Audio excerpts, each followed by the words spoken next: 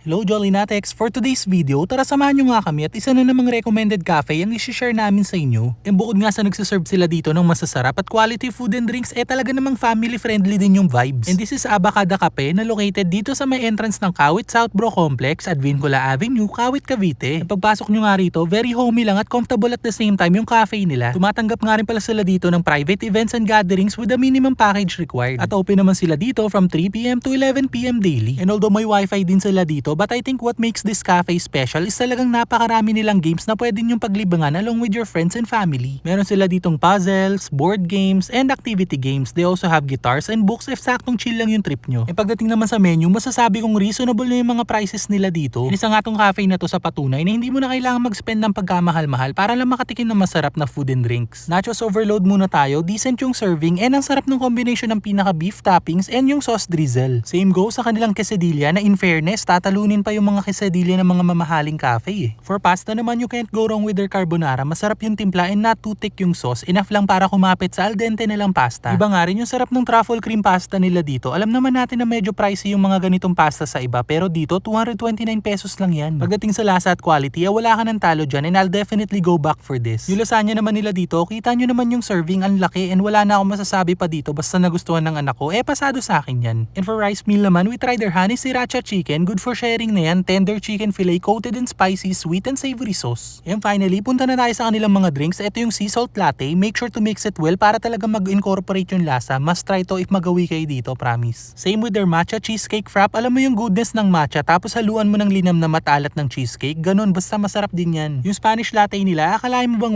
129 pesos lang yan? Nandun yung tapang ng coffee but in a good way. Next naman is their caramel hazelnut frap na parehas namin nagustuhan ni wifey. Try nyo rin to. Naku, papalag talaga to sa mga kilala nyo ng sikat na coffee shop. Nag-try na nga rin kami ng kanilang signature Abacada Cafe Hot. Yung kung tulad namin kayo may kasamang senior, chances are magugustuhan nila to. At kung may kids kayong kasama tulad namin, I think magugustuhan nila yung mga mocktails nila dito. Ito yung lychee cooler na parang kalasa ng mogu-mogu. At hindi nga rin magpapahuli yung mga pastries nila dito like their homemade cookies and brownies. Parehas goods yan, and they also have cakes here. Pwede kayong mag-order dito per slice or whole for occasions. And take note, sila rin yung mismong gumagawa niyan, and believe me, quality at masarap din talaga. There you go, Jollynatex. Another cafe discovery na naman to na confident kami na hindi kami mapapahiyang i-recommend. Kaya naman yung mga taga-Kawit dyan or di kaya naman kalapit na area na naghahanap ng cafe na reasonable pero quality, subukan nyo na nga rin dito sa Abacada Cafe. So paano, until our next food trip, thank you for watching!